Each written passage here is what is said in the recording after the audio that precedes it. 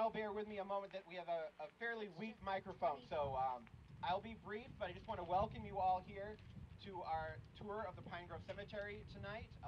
My name is Jeff Barraclough. I am the Director of Operations for the Manchester Historic Association. Before we begin, I just want to give you a little information about who we are.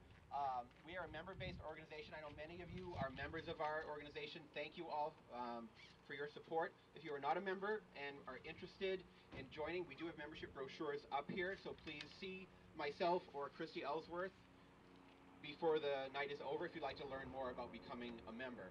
We do many events like this throughout the year. This is a unique event, the first time we've done one partnering with the Majestic Theater. So I hope you all enjoy this, but we do have two other walking tours scheduled in the fall, one of the Squag Cemetery on the west side and one of the Millyard with our Executive Director, John Clayton. We also have an exhibit opening that will be starting up in October about the Manchester's role in the New Hampshire primary. So be sure to check that out as well, and we'll be having an exhibit opening for that on October 3rd. Second. October 2nd.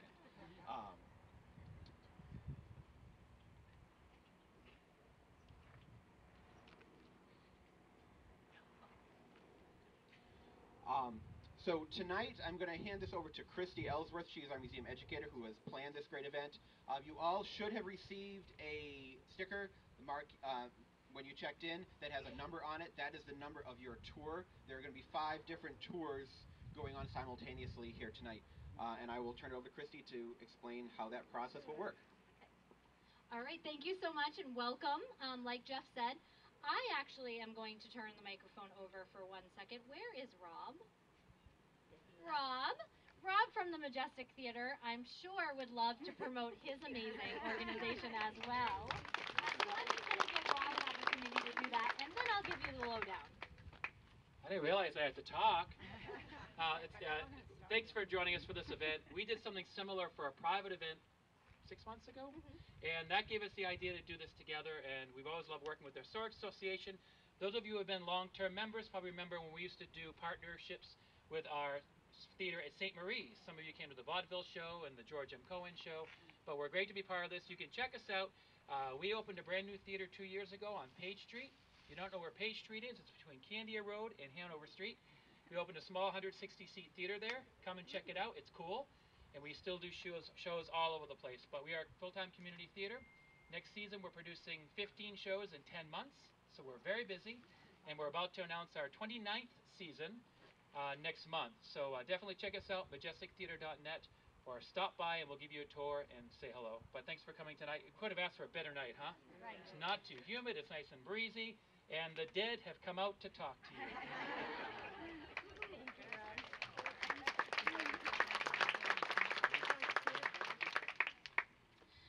Okay, so all of you were given a tour sticker on your way in upon arrival.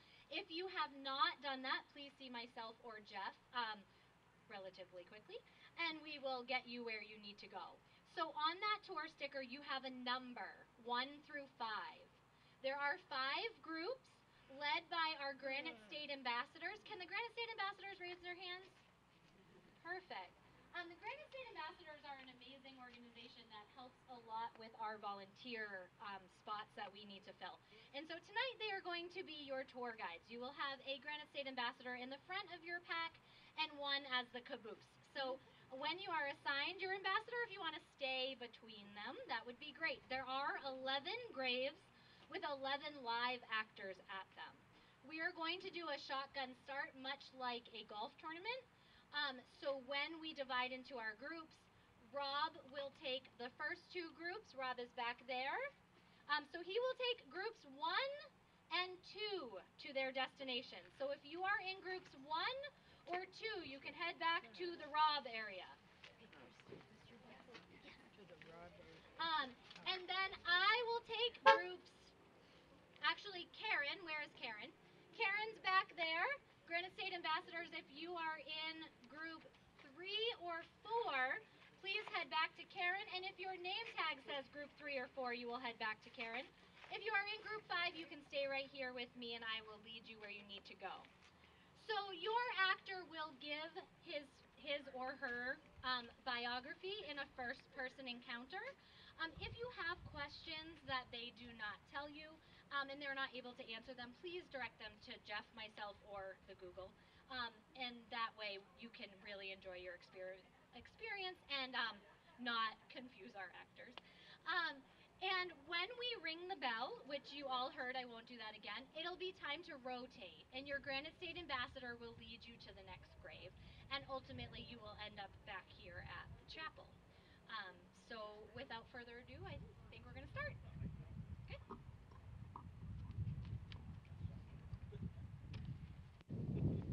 Good evening. I am Nehemiah S. Bean, and I'm credited with being the designer and builder of the Ameskeek steam fire engine. In 1847, I established a connection with the Ameskeek Company's machine shop as overseer of the pattern room.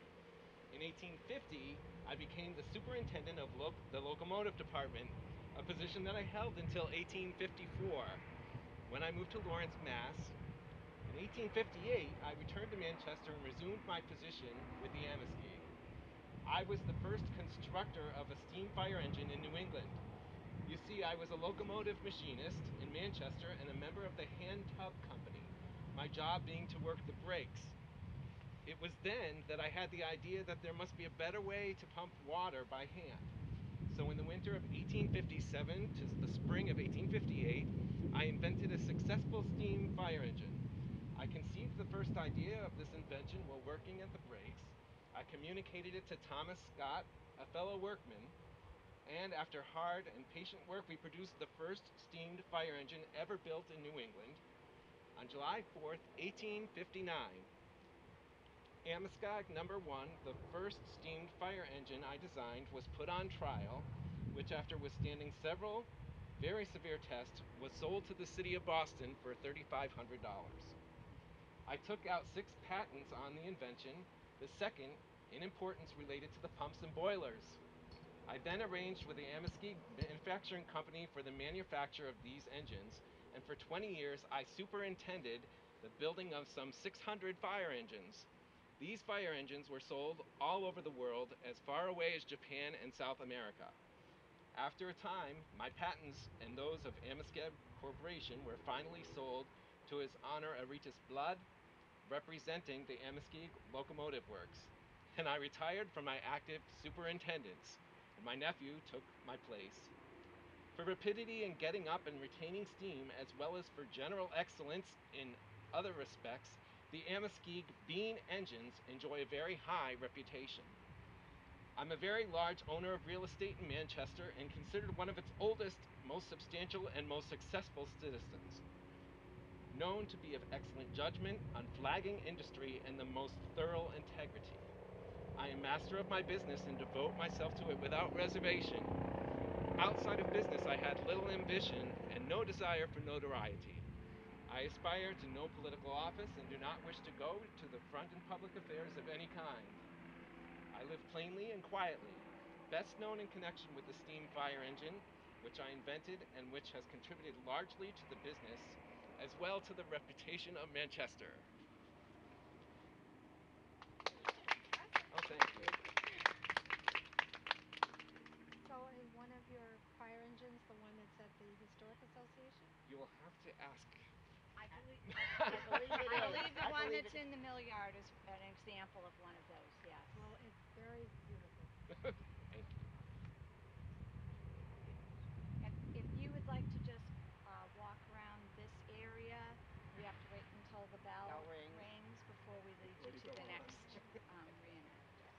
So you got to do this 5 times. That's nothing. Hopefully by the end I'll have a little bit more memorized. So are all your fire engines as pretty as the one at the That, yes, and better. I couldn't believe the detail on that fire engine. It's amazing. Yeah. Talk to that experience. No. Yes. What was your worth when you retired after all that? That you will have to Google because I don't know. You don't remember. It's been too long, right? It's yes. And it was Manchester where you wanted to be buried? Yes.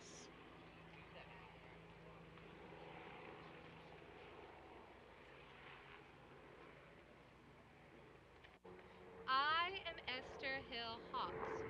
And I was born not far from here in Hooksett, New Hampshire, on August 4th, 1833. I was the fifth child of Parmenas Hill and his wife, Jane Kimball Hill. After attending the public schools, I worked as a teacher and was committed to women's rights and the abolition of slavery. On October 5th, 1854, I married John Milton Hawks, a doctor who shared my reformist views. After marriage, we traveled to Florida, where I taught black children in a small school.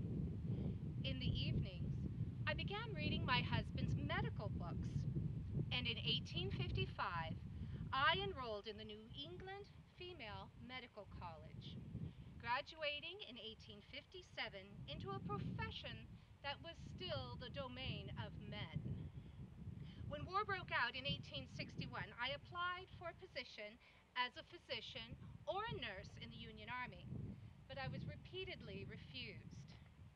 Dorothea Dix, the superintendent of Army nurses, proclaimed that I was just too young and attractive to nurse. Undaunted, I volunteered in Washington hospitals until I was offered a teaching position with the Freedmen's Aid Society in 1862. In that capacity, I arrived on the Sea Islands of South Carolina, where my husband was serving as a physician. I was born to be a missionary. I zealously embraced my new role, teaching classes of hundreds of students. In early 1863, I began working as a teacher with the 1st South Carolina Volunteers, a regiment of black soldiers recruited from the Union-controlled Low Country. A few months later, I joined my husband at the newly established hospital for people of color in Beaufort, where I both nursed and taught my patients, including the wounded of the 54th Massachusetts Infantry after their assault on Fort Wagner. Away from the prying eyes of Washington, I utilized my medical skills and supervised the hospital during my husband's frequent absences, which could last as long as 3 weeks. I doubt I would have been allowed such authority if my brother had not been the hospital steward, or if my patients had been white men. I continued to work in the hospitals and freedmen's schools of South Carolina and Florida throughout the remainder of the war. In March 1865, after Charleston fell to federal forces, I joined my husband in the city. Almost immediately, I organized the Colonel Shaw Orphan House for black children on East Bay Street and began supervising the 600 students of the city's normal school. After the war, my husband and I both left South Carolina for Florida, where I continued my work as both a teacher and a physician. Finally, in September 1870, I returned to the North. I began to practice medicine in Lynn, Massachusetts, where I was active in various charity organizations and served as an officer of the Women's Rights Suffrage Club. Although I had been denied an official position as a surgeon, my work during the war was not forgotten. In 1899, the New Hampshire Association of Military Surgeons elected me an honorary member. In 1906, after a brief illness, I died at my home in Lynn. Thank you.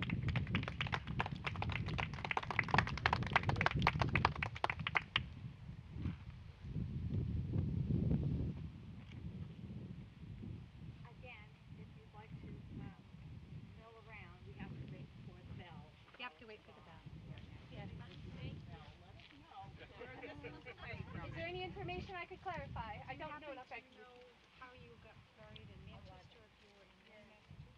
I was in Lynn, Massachusetts, but I was born in Hooksett. So although my memory is failing me, my assumption is that I wanted to return close to home grounds, which is probably why my parents are now interred with me as well. Who are these two? I have no idea. As I said, my memory is failing. I imagine they're relatives of some variety to allow them in the family plot, but I do not know.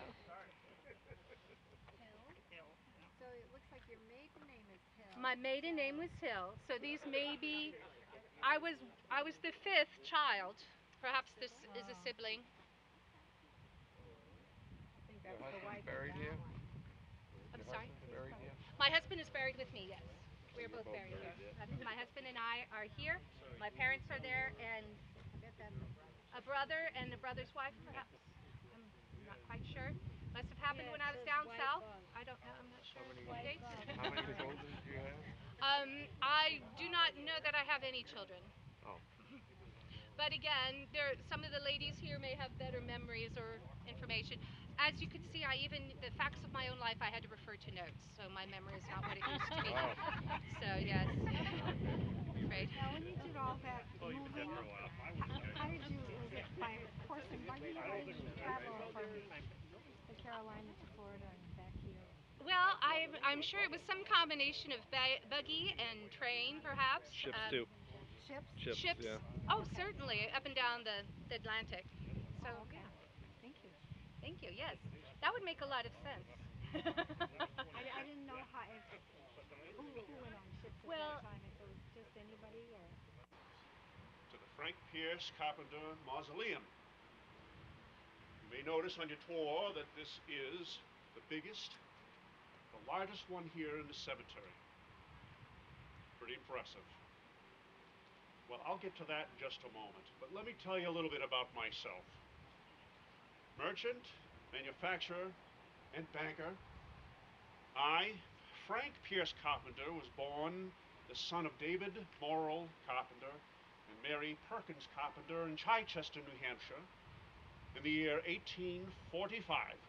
And I was educated in the public schools of Concord, New Hampshire. I completed my studies in Concord in 1863.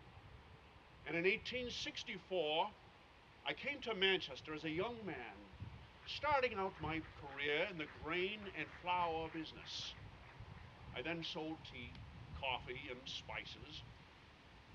And in 1885, I became the president of the Amherstgate Paper Mill and the Stark Mill. Years later, I would work my way up to become the president of the Amherstgate Manufacturing Company, which led me to great wealth. Manchester is my home, a place that I have great pride in, which is why I use so much of my great fortune for the benefit of this city. They refer to me as Manchester's #1 citizen and the benefactor of Manchester. I held many prominent positions in financial realm, including treasurer of the Mechanics Savings Bank, director of the Amherstgate National Bank, director of the New Hampshire Fire Insurance Company, and a member of its finance committee, director of the Amherstgate Manufacturing Company, director of the Boston and Maine Railroad, and federal trustee of the Boston and Maine Stock. I was a very busy man. Despite my busy work and civic life, I still maintained regular attendance at the Franklin Street Congregational Church on Franklin Street in Manchester, New Hampshire, and I was president of its society. I was also chairman of the commission which erected a statue of Franklin Pierce, my namesake, in 1914. Does anyone know where that statue may be? It is on the Capitol grounds in Concord, New Hampshire. Dartmouth College even awarded me an honorary degree in 1915. It has always been my belief that every city should have a library, which is why I offered to construct a public library building in the memory of my beloved wife, Eleanora Blood Carpenter, who passed on in 1910. We opened the Carpenter Memorial Library on Pine Street on November 18th, 1914. It's nice to see the community enjoying this beautiful building over 100 years later. I was also happy to give a gift of the Manchester Historic Association building located to the south of the City Library building I donated in memory of Eleanora. I also contributed to the YMCA and the YWCA buildings. My mausoleum is the largest in the cemetery and was built in 1912. One section of it weighed 18 tons. First, I'll ask this question. Do you want to hear a dirty joke? Sure. 16 white horses fell in the mud. No, I'm just teasing. One section of this mausoleum weighed 18 tons, and it took 16 horses to draw it here from the train depot. It got stuck in the mud, and it took 2 city steamrollers to get it out. Some said that the career of Frank Pierce Carpenter in public service was unparalleled in the state. An editorial in the local paper the day after my death ended with the following words: "It will not be hard to fill his place. It will be impossible." Thank you. You live on North Elm Street in that Victorian mansion? This man is correct. My house was built on Elm Street, on the north end of Elm Street. 1800 is the address, and was leased to the American Red Cross in World War II. And since then, they have remained in that building and was awarded the deed, or they got some permanent residency in 1993. But yes, you are correct. The house is still there. It's beautiful. It was built for the president of the Amoskeag Manufacturing Company, Frank Pierce Carpenter. Now, Carpenter Street in the north end, is that named after you? The Carpenter building, Street? Carpenter Street, that is a very good question. I don't know the answer to that. I imagine it was to the family, or to his brothers were very, very prominent as well. You will, on your tour, meet Georgia, Frank's sister-in-law. Frank's brother is Josiah Carpenter, who is also buried here, and you'll meet his wife along the tour.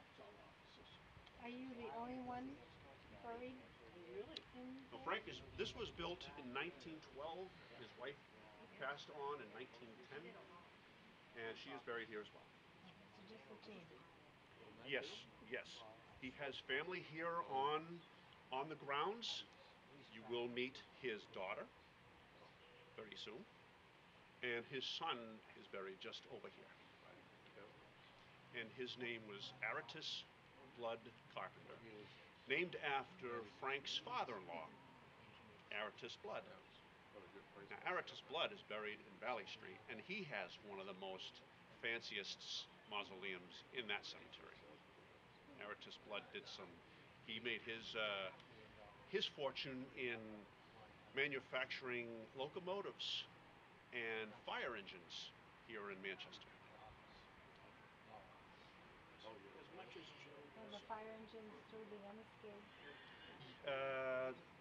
No. No. Was the Manchester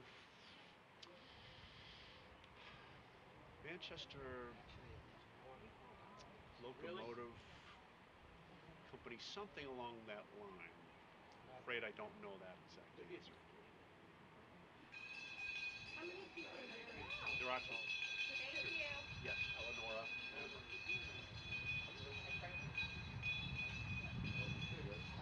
Hello, everyone.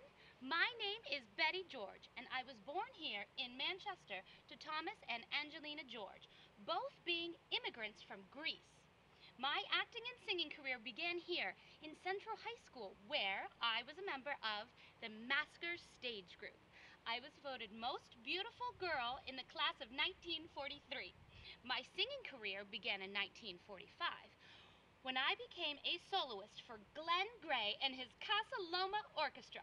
This led to an illustrious career performing as a soloist with some of the world's greatest big bands, including those of Artie Shaw, Glenn Miller, Tommy Dorsey, and Glenn Gray.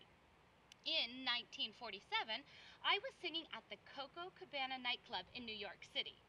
For the Xavier Cutgard Orchestra, about the same time I appeared at the Waldorf Astoria in New York City and the Frolics in Miami Beach. I worked for over 16 years with the Milton Berle Repertory Company, appearing first on Broadway in 1948 as Girls Go and Heaven on Earth, and I recorded for Decca Records and CBS Studios. In 1953 to 1954, I entered the television world and appeared as a regular, on a variety program for ABC called The Jerry Lester Show.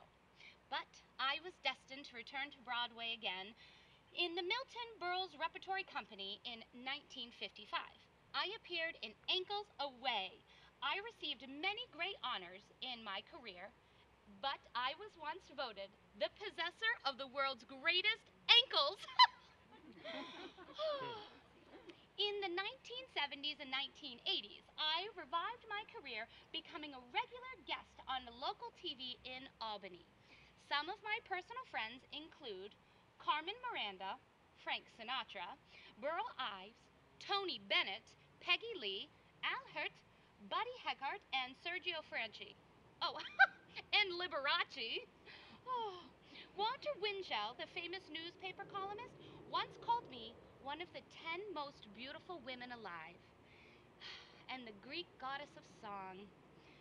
One music critic, Robert Dana, after hearing me sing at the Latin Quarter in New York, said, when you hear Betty George sing Let There Be Love, you will agree that there couldn't be a more influential spokeswoman for a subject of such importance. I have been in my final resting place here in the beautiful Pine Grove Cemetery since 2007.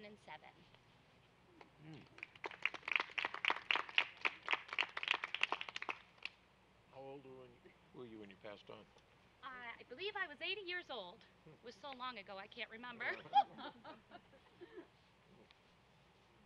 I also performed in the variety show with my dog Moo, and we did a wonderfully, very funny bit about his name.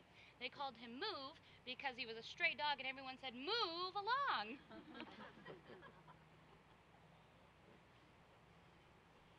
Do you have any other relatives buried? My father and my mother are right here. Okay. Were you ever married? I was not. I died alone. But why would you need a man when you have a dog as amazing as Moo? He's actually buried with me. Is he really? And if you notice, I have a star. Yeah, you do. Did you have one in Hollywood, too? I don't have one in Hollywood, but I was mostly known for my Broadway work for singing. It was a beautiful time. I lived my best life and I lived my dream. Now you said you were Greek? Yes, both of my parents immigrated from Greece. And did you ever go to Greece? I did not. I was mostly traveling in the country, as I am led to believe, for my career. I have to double check. And it's been a long time since I've passed. It's hard to remember things. Gets a little foggy.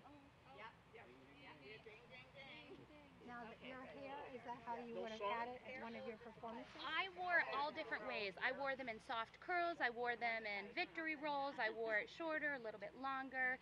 As I got older, I loosened up the look and just kind of did loose, soft hair. Thank you. Thank you. Thank you so much. Enjoy the rest of your walk. Thanks. Bye.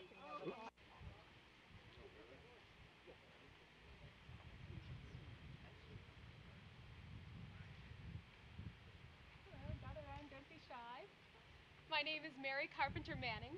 I was born in 1882, the daughter of Frank Pierce Carpenter and Eleanor Blood, and the wife spouse of Charles B. Manning, who was the boy next door. Father always instilled to us to be good stewards of our community, and that's why I was happy to follow in his footsteps to become one of Manchester's great philanthropists. Among my many civic engagements, I served as the president of the Manchester Historical Society from 1947 to 1964, and was the treasurer of the Women's Aid Home from 1911 to 1964. Sadly, my husband Charles was killed in a terrible accident in 1924 in the White Mountains. He and his brothers were hiking and they were hit by an unscheduled train. They were on the tracks trying to avoid the snow. My husband was the son of Superintendent Captain Charles H. Manning of the Amoskeag Manufacturing Company. In 1957, I donated my beautiful estate on Clark and Elm Street, then called the Brook, to the Franklin Street Congregational Church. The Brookside Congregational Church was built on the property, and my house was now part of the church complex. It's used as an office space and meeting space to this day. Many say we could stand here and talk for hours about the great work that I've done, when people referred to me as a beautiful woman whose charity and compassion were bountiful. One of the nicest tributes ever paid me was by my gardener, who I employed for 43 years. He once told me, "Mrs. Manning, you mind other people's business more than anyone I ever saw in my life." My daughter Priscilla Manning Sullivan helped carry on our philanthropic vision when she inherited the Carpenter House upon her grandfather, my father's death, in 1938. She offered it for use to the Red Cross during the World War II. That organization moved in 1941. If there was ever a contest to choose the nicest person who ever lived in Manchester, many say that I would win hands down. Well, I don't know about that, but I did try to help wherever I could. And thank you very much for coming to visit me this evening. And this is me here, and Charles and my two children.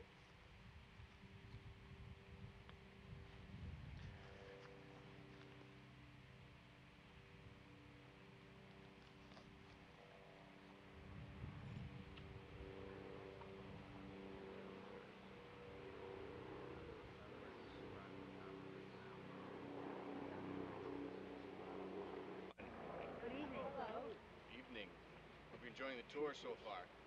Yes, we are. My name is Michael J. Healy. I was the Chief of Police of Manchester. I was born in County Kerry, Ireland on March 3rd, 1857. I came to America at the age of 6 with my parents. We lived at 78th Street in Manchester's west side. In 1888, I was elected first as member of the police department with the rank of sergeant. 4 years later, I was chosen as Manchester's police marshal, and then 4 years after that, they changed the title to chief. It's a position that I held for 43 years. My first official act on becoming chief in 1896 was to fire all men of 50 years or older. In 1897, I banned Saturday night soirees after all they were indeed disgraceful affairs. And in 1899, I banned singing Annie Rooney in theaters on Sunday, as it was not a sacred song. It was in 1911 that I ordered lighting in all the theaters, as there was too much hanky-panky in the darkness. In 1912, I declared the turkey trot, walrus wriggles, the bunny hop dances as a menace to morals of young people. And in 1919, when Prohibition went into effect, I declared that I would make Manchester as dry as a desert. And I meant every word of it. I turned my dry squad of policemen loose on the city of Manchester for years. Unfortunately, they broke every law in the books in order to make arrests for the possession of booze, but we got the job done. I became nationally famous when I introduced the Healy system to control illicit liquor problem. All saloon keepers were required to report in person at police headquarters once a month and pay a fine of $100. This resulted in a drop from over 500 to less than 100 saloons in Manchester. I took a leading part in the New Hampshire Police Chiefs Association and the International Association of Police Chiefs. John Clayton, who I am told is a columnist from the Manchester Union Leader, later called me Manchester's answer to Joseph Stalin. In 1922, I accepted a $2,500 bribe from the Amoskeag Manufacturing Company, somebody who was very supportive of my career. But these facts were just brought out recently. I feel that cabarets are disseminators of social poison. So just before my death in 1937, I outlawed music in restaurants and lounges. That's my story. Were you? Apparently, I was not very popular at all. Manchester did not like me. And I actually turned it into somewhat of a disgrace to some degree, I guess. I drank the beer and the liquor that I stole. Confiscated, I'm sorry. Did you have a family? Or were you... Yeah, I was married twice. I had at least one kid. They both passed before I did. I don't know how I died. yet. Alcohol poisoning. Can't seem to find that information on this Google thing. Citizens. So I'm amazed that you're able to stay in your position for 43 years. Well, like I said, the Amoskeag Manufacturing Company was a very big supporter of mine for some reason or another. So there was a relationship there that I think had something that probably had a lot to do with it. Okay. Being as big as they were. Yeah, I fired hundreds of people in my career, so certainly didn't make any friends at work. And I was apparently a hypocrite, drinking all the booze and liquor that I confiscated. Yeah, I'm sure there's a few other things that would come out of the wash if he dug deep enough. What happened to your first place? Got sick of me, probably. Alcohol poisoning? Probably that too.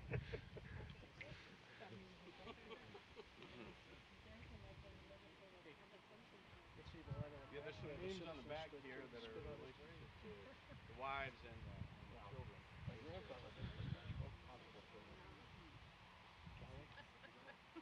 I'm not sure. Some of the dates are kind of weird how they work out when you read them.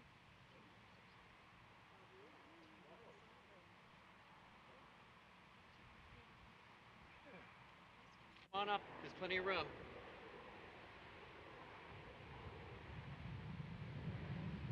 It's a pleasure to meet you all. Nice to meet you. I'm Alonzo Elliott, but my friends call me Zoe. So make sure you call me Zoe. I was born in Manchester, New Hampshire on May 25th, 1891, and I was educated at St. Paul's School up in Concord, and then over to Phillips Academy in Andover, Massachusetts. I went on to Yale University and Cambridge University and Columbia Law School. Impressed? I also studied music privately with Nadia Boulanger and, of course, Leonard Bernstein. Yeah, thank you. As a composer, I gained worldwide recognition for my song There's a Long, Long Trail that was published in 1916 and became popular during World War I. I wrote the music, and Stoddard King, my chief song collaborator, wrote the lyrics when we were seniors at Yale.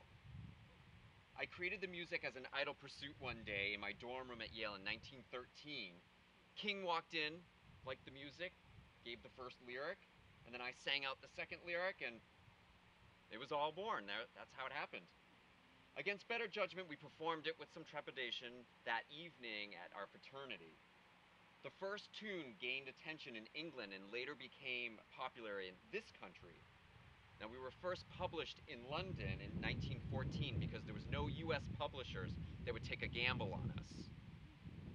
My love for the Merrimack River took shape in my song Enchanted River that I composed in 1925, which is kind of nice because Merrimack's right down there. Now, this is really interesting. The exiled son of Tolstoy, the Russian novelist, you all know him. All right. He heard it sung in a Russian tea room in France and had it translated into Russian. He's kind of impressed by that. So this is the interesting part. So the song, written by an American, published in England, sung by an Irish girl in a Russian tea room in Paris, France. That's pretty cool. That's pretty cool. Another one of my favorite compositions is the well-known march, The British Eighth. It was written in tribute to General Bernard Montgomery and the Eighth Army and was copyrighted in 1943 for publishing in 1944. I later composed the Eighth Army March during World War II for British General Bernard Montgomery and a march for the United States Academy in Annapolis. As a writer, I once composed an article in the background of the American Civil War song, John Brown's Body. It goes something like this. John Brown's body lies a-moldering in his grave. You recognize that tune? Yep. It was sung to the melody, which later became more popular as the Battle Hymn of the Republic. The article purported to show that John Brown of the song was a soldier in Boston and not the famous abolitionist by the same name. Okay? And if that wasn't enough, I even composed a few operas. The first was El Chavite, And at the time of my death, I was this close to completing my second opera, Billy the Kid. And there's a song from that I'm dying for you to hear. It's called She Died a Very Sudden from Eatin' Plum Puddin'. There you go. Thank you. Do you have any questions? I'm right over here. My parents are in the back. Were you ever married? No. This is quite impressive. So did you have a lot of money? Did you accumulate a lot of The money? royalties were pretty good for some of my songs. And if you're interested, go to YouTube and you can hear my British Eighth played by me on the piano. Oh, really? Yeah. I died in '64, not that long ago. Did you practice law? How old were you? A little bit. I was 73. 73, and then my two sisters were here and their husbands. What was your first name? Alonzo, but you can call me Zoe.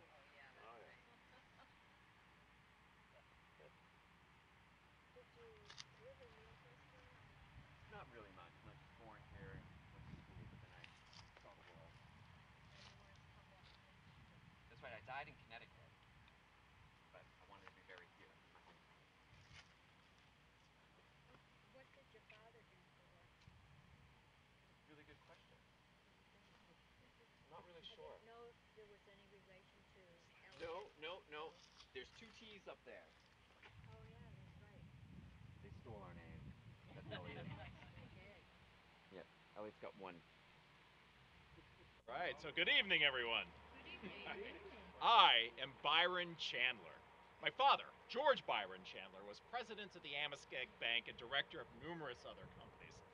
Well, they say that I'm a less respectable sort because after I was left a fortune in my mother and father's wills. At 23 years old, I was a New York playboy, known along Broadway as the $1 Million Kid, invading Broadway with $1 million that I inherited from my father. I spent lavishly on cast members and also backed two shows, Miss Molly May and Betsy. I put my fortunes to good use, spending the rest of my life marrying chorus girls and actresses. I was married 4 times. Well, at least those are the ones that are officially on the books. There could have been many more. Who's counting anyway, huh? In 1900, I owned one of the very first automobiles in Manchester. In 1905, I was arrested and convicted for speeding down Elm Street. 3 of the most influential people in town even testified against me. My car was very important to me, and I didn't get out of the way for anyone. In 1907, I pulled my car in front of a trolley car down in Boston. I refused to move it. They can wait, you know. In 1908, my desire to travel on my fortunes. Should I wait, or can you guys hear me? You can hear me, okay, good. In 1908, my desire to travel on my fortunes allowed me to sail to Europe. I packed very lightly, and I only sailed with 17 trunks. And I left my wife at home. Oh, what a life I lead, huh? Oh, and by the way, all those breach of promise lawsuits, baseless. Oh, my dad wanted to make sure that you knew that the Chandler Monument here is said to represent a 5-sided corner of Westminster Abbey. So you're welcome to walk around. Actually, my name's on the other side, and my parents are on the other side as well. But I figured the road was here, the sun's shining this way. But you're welcome to walk around and see our monument here, and see the 5 sides for yourself. Thank you, everybody. Do you know if your monument is the tallest one in the cemetery? I do not know, but it certainly is in the competition. He was our first bank, but then Frank later was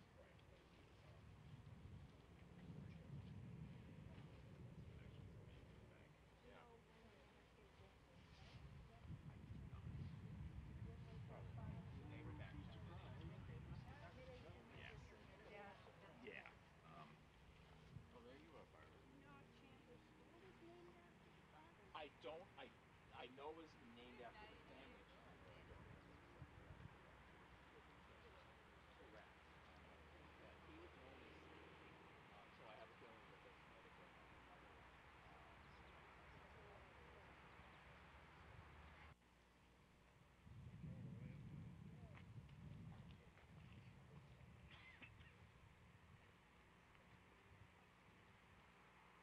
James Adams Weston, born in 1827 in Manchester in the old Weston Place, the site of Memorial High School today.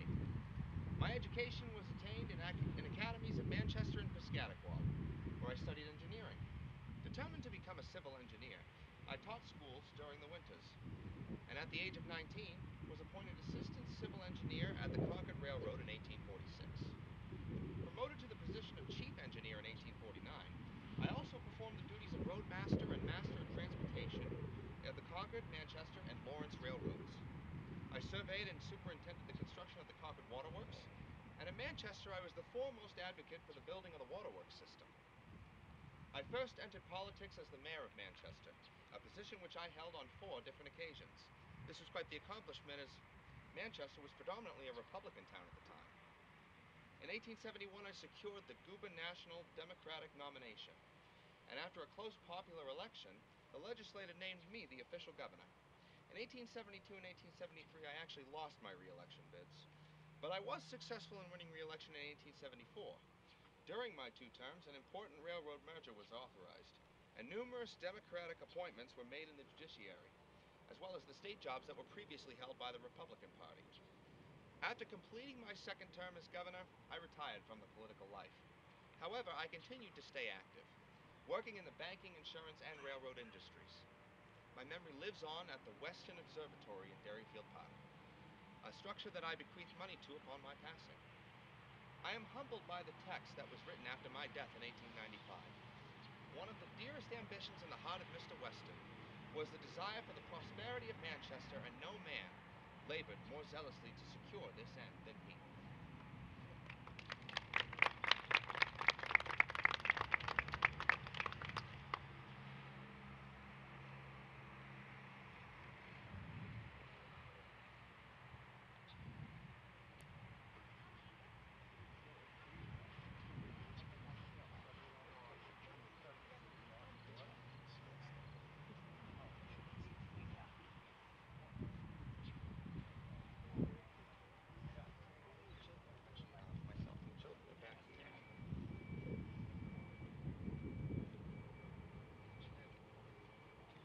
Thank you all for visiting tonight. My name is Person Cheney. I was born in the year 1828 to abolitionists Abigail and Moses Cheney. And my older brother, Orrin, was the founder of Bates College. I attended academies in Peterborough and Hancock, as well as the Parsonsfield Seminary in Parsonsfield, Maine. During the Civil War, I served as First Lieutenant and Regimental Quartermaster for the 13th Regiment of the New Hampshire Volunteer Infantry. I moved here to Manchester in 1867, and I engaged in business as a paper dealer and continued the manufacture of paper at Goffstown. I was engaged in my agricultural pursuits until I was elected mayor of Manchester in 1871.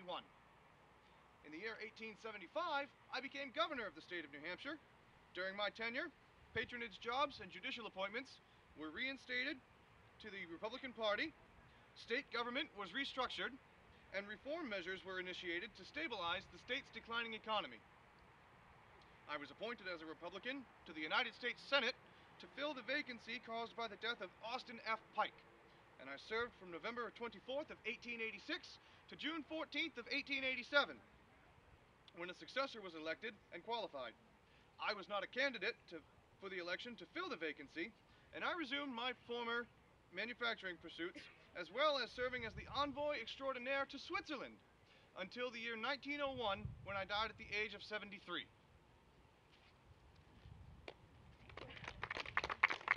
Thank you. That's all the information I have on myself for you tonight.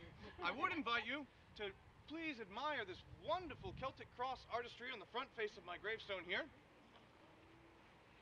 It is truly something that begs to be seen.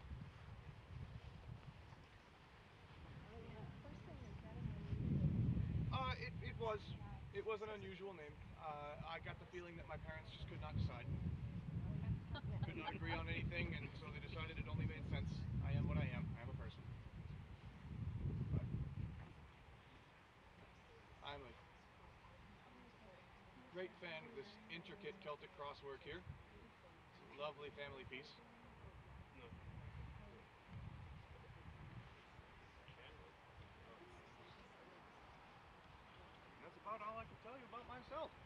So please feel free to continue browsing around, look at the other wonderful stones that we have here, and enjoy the rest of the tour. Thank you very, very much for coming out and visiting. It's a wonderful night for it, isn't it? Well, good evening, everybody. My name is Georgia Drake Carpenter, and I lived from 1836 until 1932. That's 96 for those of you who don't want to do the math. My family and I are very important to the town of Manchester. We held many prominent jobs and roles.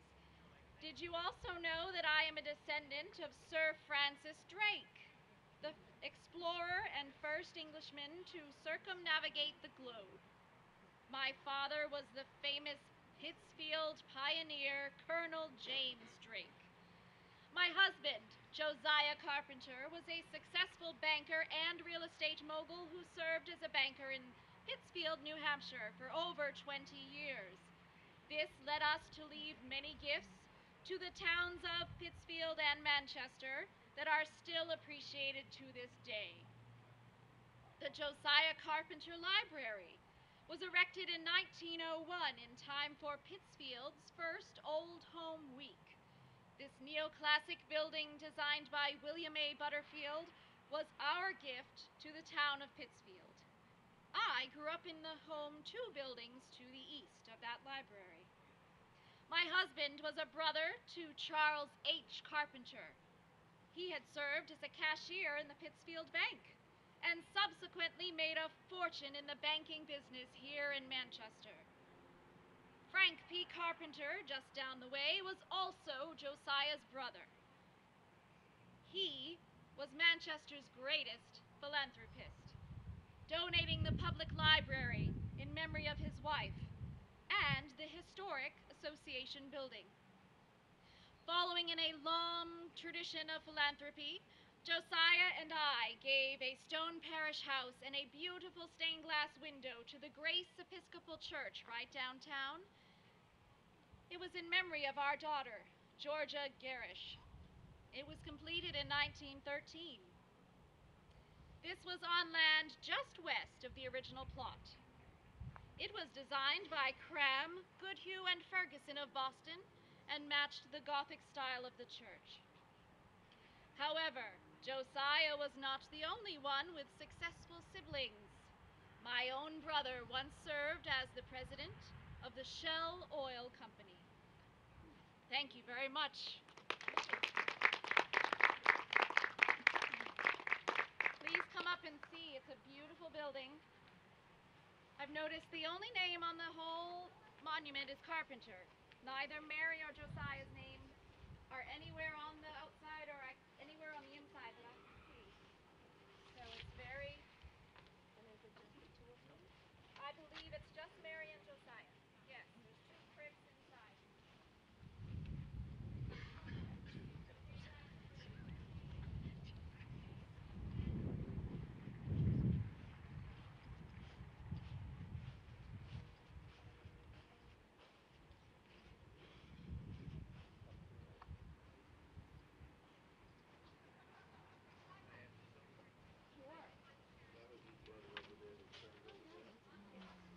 Yes, so Josiah was brother to Frank.